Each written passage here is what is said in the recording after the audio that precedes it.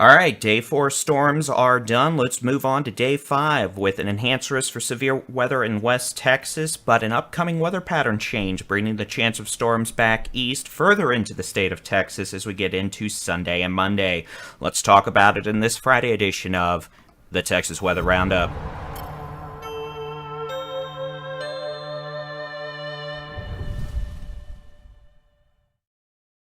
Good morning. It is Friday, the 26th of May, 2023. I'm Texas Storm Chasers Baldy-in-Chief David Reimer. We do have thunderstorms ongoing this morning across portions of the Texas Panhandle and West Texas, along with more storm chances later today into tonight as the unstopping week of stormy McStormy mischief every night across the Panhandle, West Texas, into the Permian Basin continues unabated. So let's just go ahead and get on into it. But first, let's take a look at those storms ongoing this morning. Since we're doing this Texas Weather Roundup live, we can do that rather conveniently. We've got a very slow-moving cluster of thunderstorms moving southeast across far eastern New Mexico into the Panhandle of Texas, now moving into the rolling plains and south plains. At this point, at 5:50 a.m. None of these storms are severe, but we definitely do have some more potent storms along the line from near Sudan east to Olton and Plainview, up towards Silverton and Headley. These storms could have 50-mile-an-hour winds, some small hail, but extremely heavy rainfall and quite a bit of cloud-to-ground lightning. Those blue boxes of doom you see popping up on the screen there in various locations are flash flood warnings, something I realized up until this week were hence unknown across eastern New Mexico and the Panhandle. But guess what? It's raining, it's pouring. Most fields west of I-27 at this point, in West Texas up into the southern Panhandle are lakes. So much more rain at this point. It's all just going to run off and cause some flooding. All right, let's get into the afternoon forecast. For what it's worth, these storms should continue for a few more hours, decreasing in both intensity and coverage, but they may honestly keep on going through about lunchtime. Let's take a look at the severe weather outlook for later this afternoon and tonight. Now, we've included eastern New Mexico in this as well, since I know we have some followers out there, and they've had a very interesting and active week. Storm Prediction Center has upgraded the risk to a level 3 out of 5. That is an enhanced risk, about a 1 in 3 chance for a severe storm within 25 miles of your location. And again, that is including portions of southeastern New Mexico, portions of West Texas, and a bit of the Permian Basin. Level 2 risk, that's the yellow zone. That's about a 1 in 5 to a 1 in 6 chance of a severe storm within 25 miles of any given point. That includes the Big Bend down into southwest Texas, Davis Mounds, the Trans-Pecos, the Guadalupe Mounds up in eastern New Mexico, portions of West Texas and the western Texas Panhandle. And then that green zone outlining all those higher risk levels. That's about a 1 in 10 to a 1 in 20 risk. Or a 1 in 20 chance for severe storms within 25 miles of any given point. So again, we're up to a level 3 today, which means the potential for more numerous severe storms is increasing. The most intense storms today could produce hail larger than the size of a baseball. Honestly, wouldn't be shocked if we had 1 or 2 storms throwing out softball-sized hail chunks later this afternoon and this evening across portions of eastern New Mexico, perhaps portions of the Permian Basin and West Texas.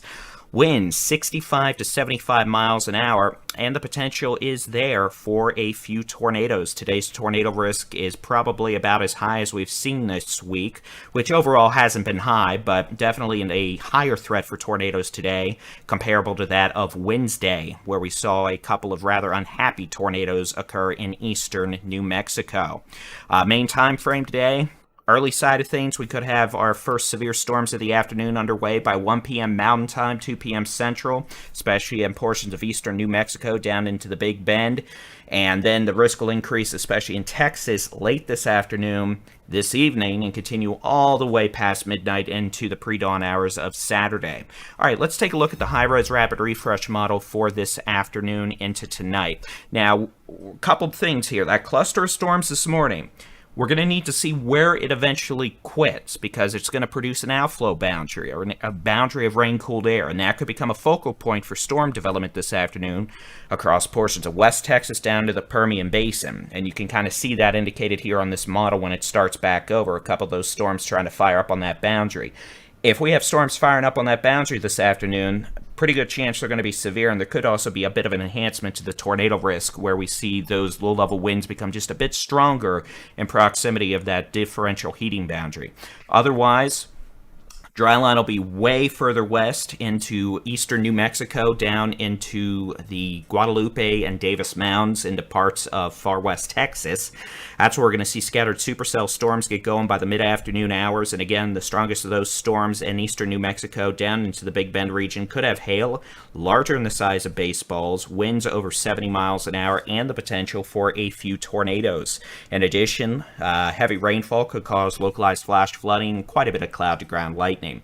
Storm coverage is going to increase as we get into the early evening hours across eastern New Mexico. We could also see a few storms fire up in the Panhandle.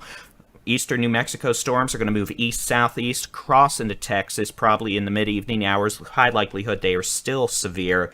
All severe weather hazards possible, and we're already going to have to be watching any storms that get going in Texas along any of those outflow boundaries, etc.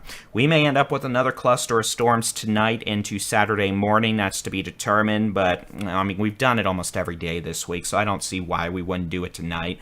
We'll just have to see eventually where that fires up. So yeah, it's probably going to be a busy day. We're going to have multiple chasers out and about. In fact, some of them right now are just hitting the road, getting ready for their 7 to 8 hour drives west from, well, further east in Texas. It's unfortunate. I am lucky I get to sit here in the office and be the Baldy-in-Chief in that regard. All right, let's go take a look at the severe weather outlook for Saturday. Now, the risk goes back down to a level 1 out of 5, meaning about a 1 in 10 to a 1 in 20 chance for a severe storm within 25 miles of any given point. We'll probably see a level 2 risk added somewhere in here as we get a bit closer to tomorrow, and confidence increases on where we may have a few severe storms get going.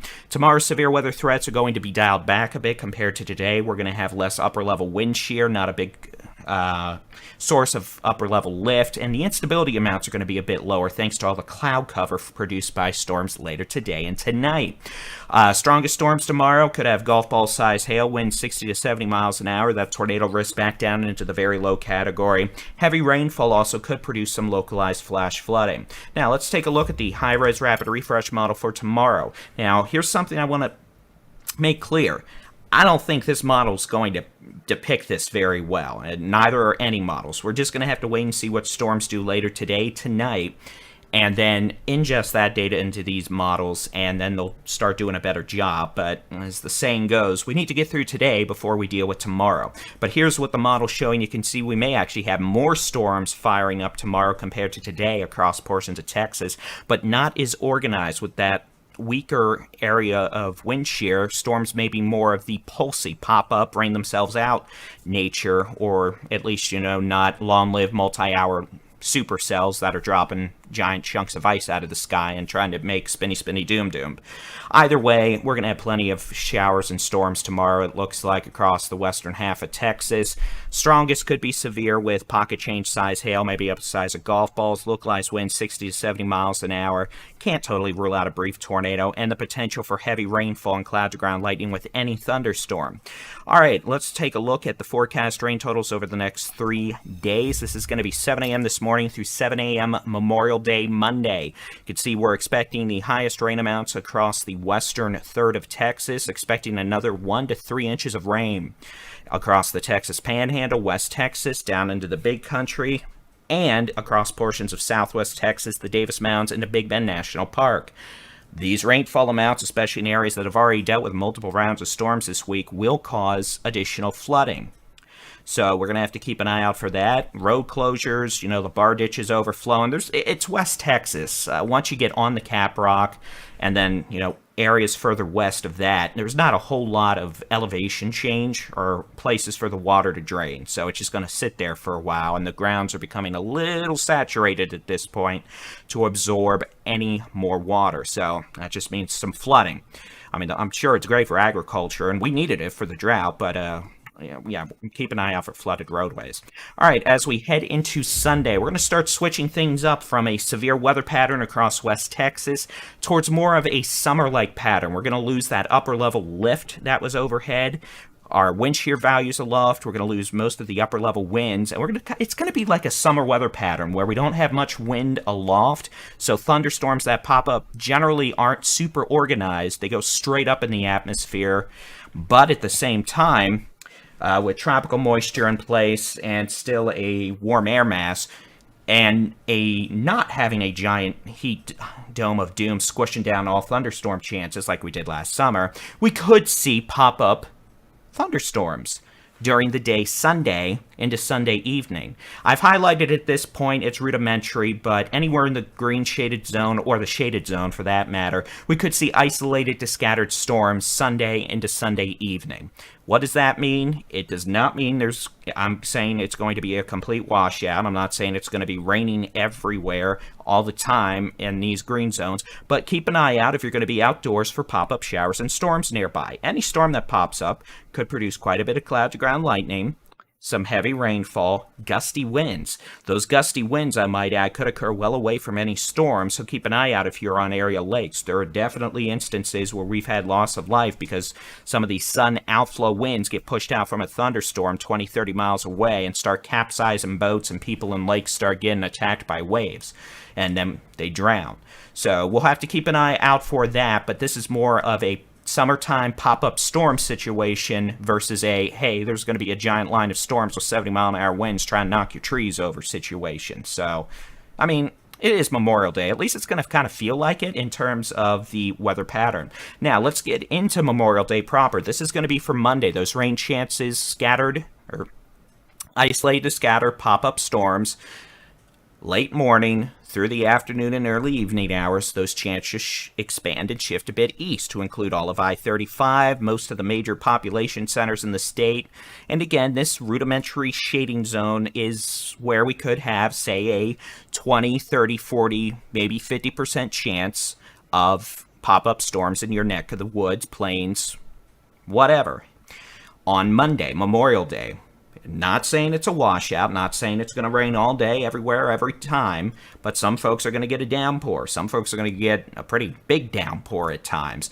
The potential for cloud-to-ground lightning, gusty winds, small hail, heavy rainfall that could cause localized flooding where these pop-up storms fire up and develop on Monday. So it wouldn't be a bad idea to have a backup plan indoors, but at the same time, I wouldn't be changing your plans too much yet.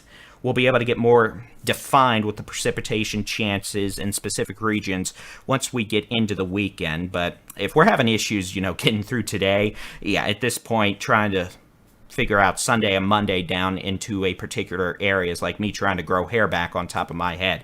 There may be a few hairs, but it's just not going to look very good.